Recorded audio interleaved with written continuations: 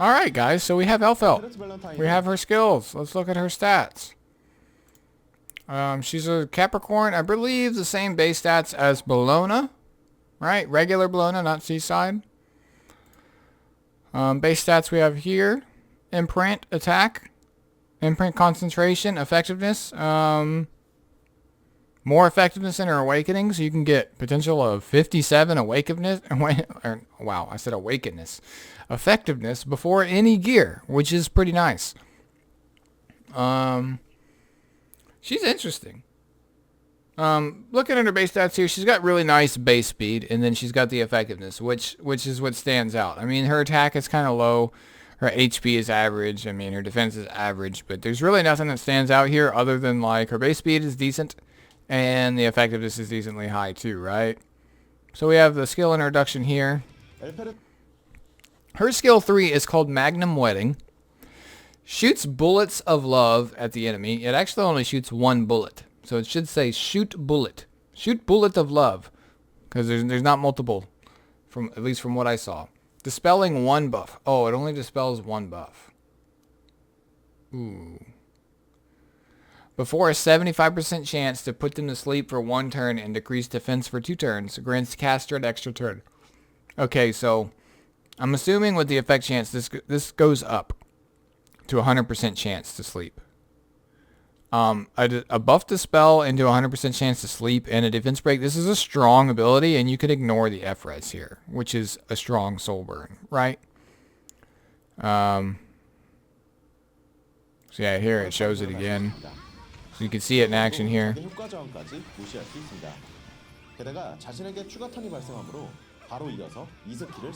then she gets an extra turn, as you can see. So her skill 2. So ideally you're going to use that ability into this one. Judge better half. Traps enemy in a cake before attacking them with a cake cutting blade and increasing critical chance of all allies for 2 turns. That's kind of random. When enemy is defeated, also decreases defense of all remaining enemies for 2 turns. Damage dealt increases proportional to the number of debuffs inflicted on one enemy. Oh, I didn't know. Wow, okay. So this is her hard-hitting ability, right? So, potentially, she defense breaks. She puts two debuffs on by herself and, you know, has her own turn. Potentially, that could be 3 debuffs if you're using, like, Song of Stars, right? So, that's something, maybe. 3 debuffs on her own for her to nuke something. You can have her follow up on like a Basar that already strips, puts unbuffable up, or a Cerise who strips and puts potentially 2 debuffs, right? Speed down and restrict. So, you know, I'm not the biggest Cerise advocate, but that's something she has going for her. Alternatively, you know, Basar on Crown, Basar on Siren can do the same effect. Harado even on Siren or Crown. You know, just some kind of strip that goes before her. She does have her own strip, but there is FCC to consider, right? So if you're fighting an FCC with this, you're going to dispel the barrier, and you're not going to land anything if there's immunity on any of the targets. So an RTA, and it's like FCC is kind of a hard counter to her, and I think this is where she's going to shine, is an RTA. She looks like a PvP unit to me. She's not a PvE unit. And with that being said, like, what I'm seeing here, like, if you guys are undecided between Elphelt and Dizzy, and you don't have any preferences based on, like, appearance, and you want to pick Elphelt because she looks better than Dizzy or whatever, I think Dizzy is the must pull. Dizzy can be used in a lot more places than I believe Elphelt can. Elphelt's still a really good unit, but I think she's more niche in the sense of like a Baiken. Like, Baiken's a very good unit as well, but I actually think Baiken has more use than Elphelt outside of PvP. Because Baiken is very good in Banshee, right? Elphelt, I don't see her being fantastic in PvE content. I mean, she does bring crit debuff, and she does bring a defense break on her S3, but in terms of you fighting a boss with her skill 2, she won't defense break anything here. I mean, a crit buff is really nice to have, which is nice. Yeah. So she's interesting in that sense. I want to know what her scaling on this is. Like how much damage increases proportion to debuffs or whatever. If this hits like an S10 S3, then she's gonna hit really hard. But basically she just doinks.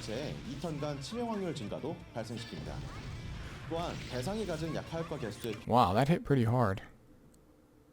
Does she gain that? She gained the crit buff before? How does that? How? She hit and gained the crit buff at the same time. Does that mean she got the crit buff before she hit? I don't think she does. I would have to read that skill again.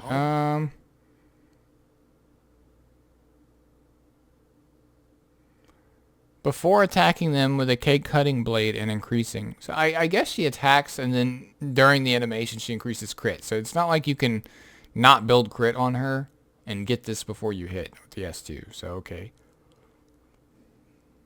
That's how that works. And then her S1, Barrage, fires a barrage of bullets at the enemy with a 65% chance to make them unable to be buffed. Unbuffable is a really strong debuff for PvP. So it's got like the Devil May Cry feel to that. Her artifact though, like this artifact is sick. I don't think this is drink level OP, right? But this artifact is sick. Dude, a chance to defense break just on a single attack.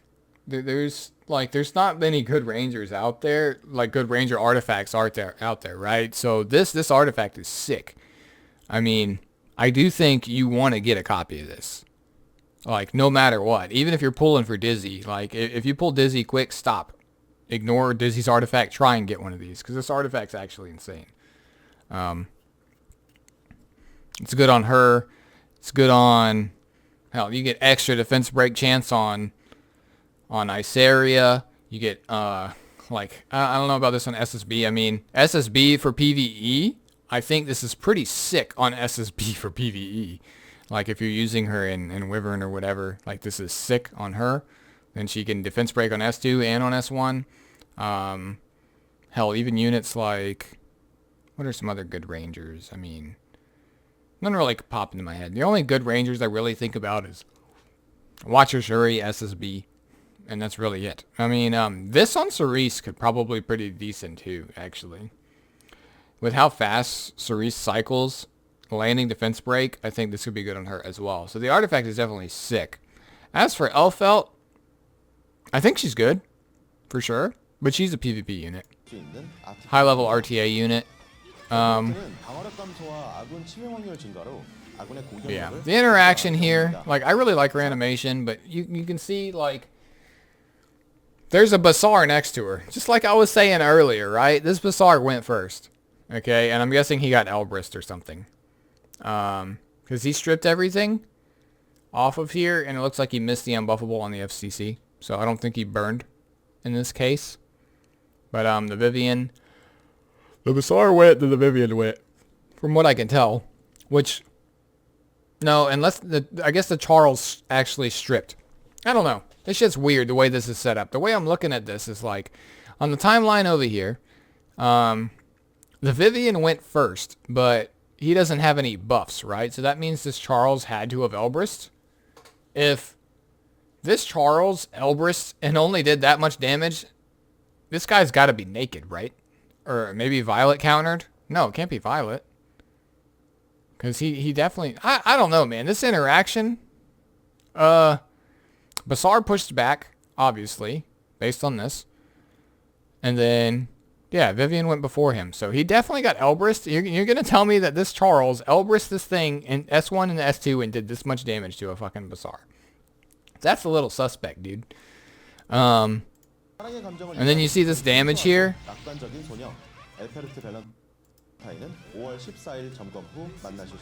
Huh. Finished it. I could see the interaction here. It's another interesting way to cleave. I mean, she's a good unit. Must pull. Yes, because she's limited. She's good.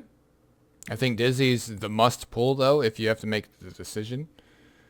And yeah, that's really it. Like, join me on stream sometime tonight, after the patch, and I'll pull for her live on stream, and maybe we'll be able to test her out right away. Thing is, this unit needs to be fast. She needs high effectiveness.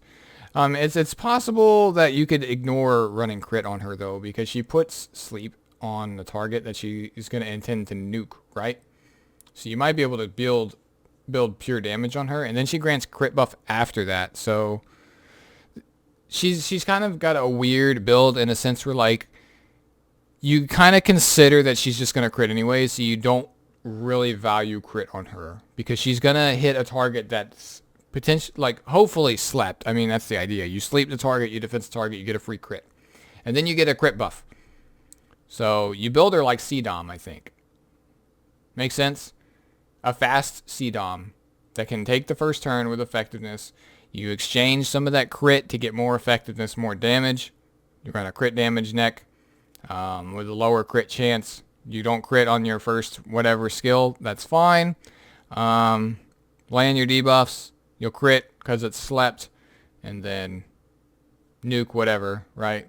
And then you get crit buff for the next time she attacks. I think that's how she's going to be used. I'm actually interested in using her with, like, Tamsaria. That'd be pretty cool. We'll have to see what her mods look like. But let me know what you guys think. I'll be covering Ray, I guess, next, because they kind of dropped him on us too. She's adorable, though. I'll give them that. They did a great job on her animations. Like, comment, subscribe. Catch you guys in the next video. Peace.